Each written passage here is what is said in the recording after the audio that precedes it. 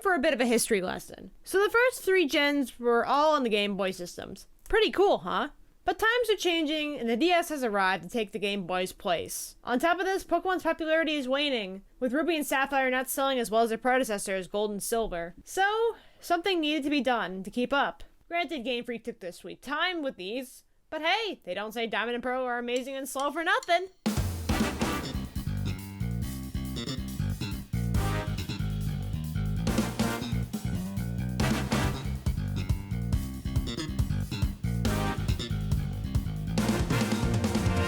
Pokemon Diamond and Pearl released to the world in 2006, 2 years after the release of the Nintendo DS. But how well do these games hold up? Do they make the transition to the DS look good? And do they really hold up to the reputation they leave behind? Let's find out. If you ask anyone who liked Pokemon during this time, most people will probably say that this is what got them back into liking the franchise. Now, I wasn't into the Pokemon series back then, but some of you watching may have this answer. Or perhaps they are the games that got you into Pokemon in the first place. Regardless, it's very evident that Diamond and Pearl attracted a lot of attention. Remember in the last video I said Ruby and Sapphire are weird games? Well, it's during this time that the popularity of Pokemon died out for a little bit, only to return with full force in Generation 4, which is often called the Golden Age of Pokemon. And for good reason.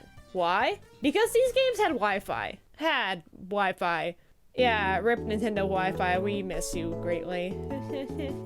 With Nintendo Wi-Fi, you could battle and trade with anyone, anywhere. It didn't matter what part of the world you were in. You could trade your American Pikachu for a Japanese Pikachu. With over 100 new Pokemon released in this new gen, there are a lot of options for team building and trading. And you could play with your friends in the underground, which included minigames, battling, and trading. Speaking of trading, the Global Trade System, or GTS, was introduced. You can now put a Pokemon you want to trade away into the GTS and ask for a Pokemon in return. Say I put a Pikachu in the GTS and I ask for a Carnivine. A person who wants a Pikachu may say, "Oh look, I have a Carnivine. I could give this Carnivine so I can get this Pikachu in return." This made filling out your Pokedex so much easier, with version exclusives no longer hard to get. A new system for battling debuted as well. Instead of the type of the move determining if a move was physical or special, now these moves are put into 2 categories, allowing for more versatile move sets.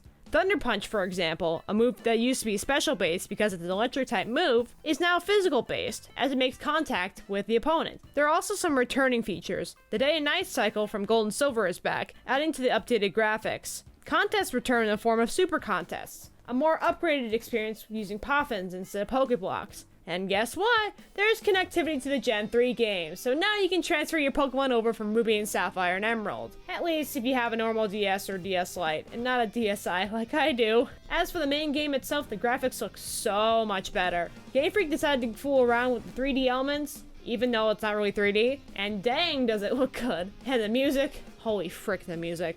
They went for a jazz and piano feel this gen, and it works out so freaking well. Especially with the DS sound font. Like, there are so many freaking memorable tracks in this gen. Finally, the story is actually decent. There are plenty of memorable characters, from Cyrus to Cynthia to Rowan. Heck, even the Pokemon are memorable. My absolute favorite came out of these games after all. And the lore? Holy freaking Arceus, the lore. It's probably one of, if not the best out of the entire series. Time, space, antimatter, even the creation Pokemon Arceus.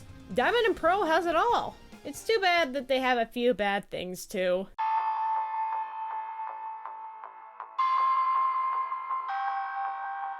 These games are slow. Like, you can't even deny this. It feels like it takes forever to end a battle. This is most likely a hardware issue, and this was also the first pair of games on the DS, so there's a bit of the benefit of the doubt there, since the issue was fixed in later games with Heart Gold and Soul Silver. A majority of the new Pokemon are trade evolutions. No one knows why. Good luck getting that Electivire in this day and age. And also, only 2 fire types are available in the main story, with the Chimchar line as your starter, or the Ponyta line, which doesn't evolve till level 44. Have fun with all your water and steel types! Remember how HMs were a problem last gen? Well, they're even more of a problem in this gen. With Rock Climb and Strength and Rock Smash, you're probably gonna want a Bidoof or a B-Barrel as your HM slave on your team. And finally, oh my Arceus, I feel like I'm fearing for my life every time I enter a gym. You're always 2 steps behind in levels, unless you want to spend a lot of time grinding, especially with soul battles. This has led to most people calling Diamond and Pearl the hardest games in the franchise. which you can see why. And Cynthia just makes you want to quit the game. Her team is so hard to beat that they had to change it in Platinum because people couldn't beat her. Thank Arceus I'm not fighting her anytime soon. Overall, Diamond and Pearl are great games. Better than their predecessors in my opinion.